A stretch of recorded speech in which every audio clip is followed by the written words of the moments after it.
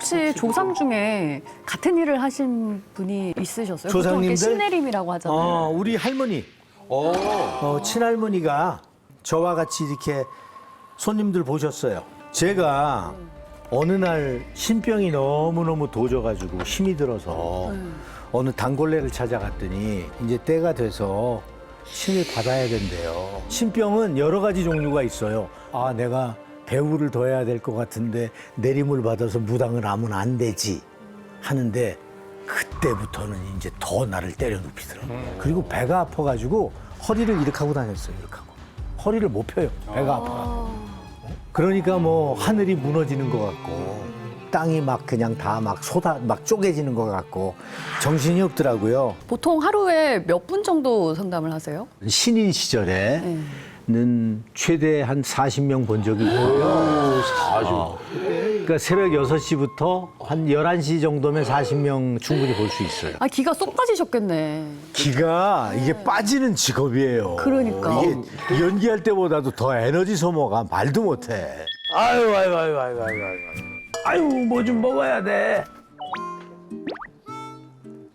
먹어야지.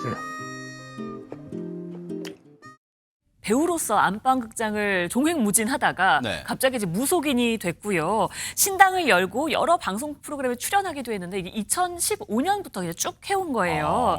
무당이자 방송인으로 활동을 굉장히 활발하게 했습니다. 아까 얘기한 것처럼 초기에는 하루에 40명까지 받았다고 와, 그렇게나 했잖아요. 많이요? 네. 굉장히 인기도 많았던 것 같은데요. 최근에 이제 논란에 휩싸인 겁니다.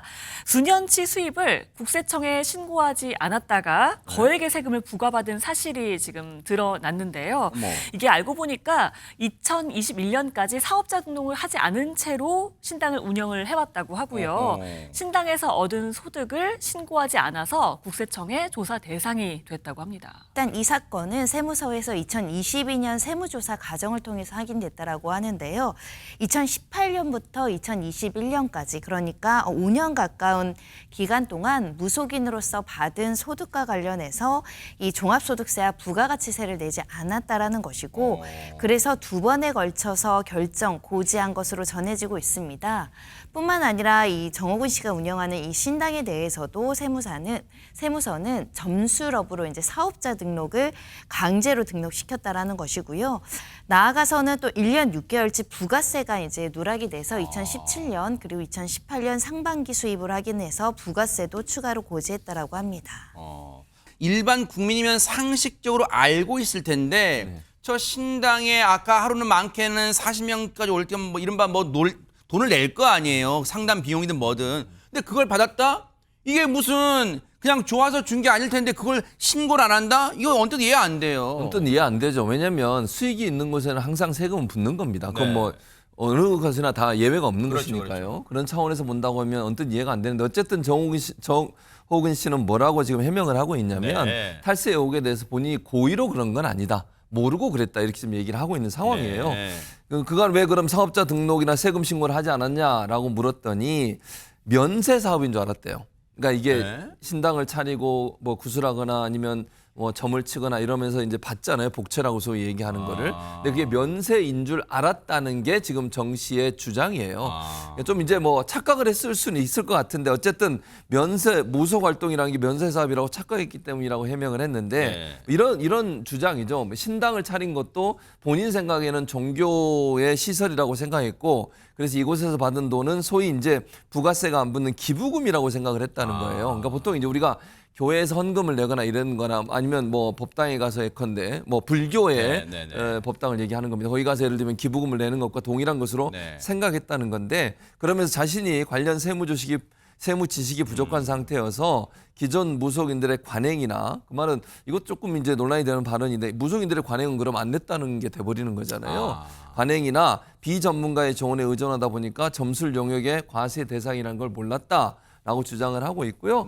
정호근 씨는 또 이번 세금 문제는 세무 지식 부족에서 비롯된 실수일 뿐 결코 납세 의무를 회피하거나 고의로 해태하려는 의도는 전혀 없었다고 밝히고 있습니다.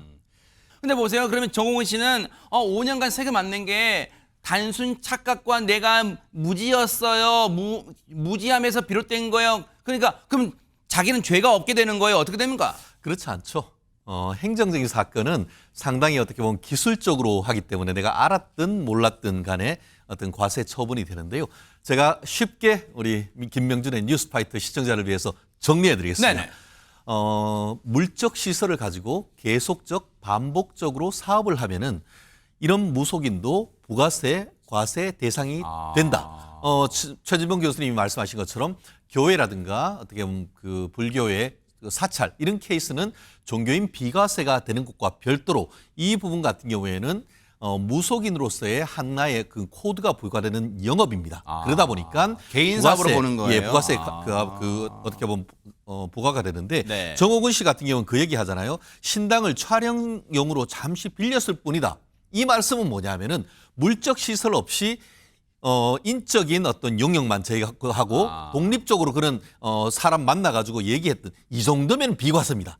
그런데 지금 그 세무서 같은 경우에는 네. 확인해 왔더니만 2017년부터 용역 제공하면서 신당이나 이런 부분이 있고 또 포털에도 보면은 그 장소가 딱 특정되는 이런 부분이 있다 보니까 물적 시설을 갖춰놨다는 사실이 인정된다. 그렇다면 물적 시설 가지고 계속적 반복적으로 영업을 했기 때문에 세금을 내야 된다. 이런 논리거든요. 그렇군요. 이제 막 이해가 쉽게 됐어요. 그런데 하재근 평론가님, 지금 한두 해가 아니라 5년간 세금을 안 내는데 아까 얘기 들어보니까 이른바 잘 나갈 때는 하루에 40명도 상담을 받았다면 5년 치면 꽤 수입이 많았을 텐데 그러면 이제 세금을 내세요라고 국세청한테 통보받았으니까 한꺼번에 다 내야 되는 거예요?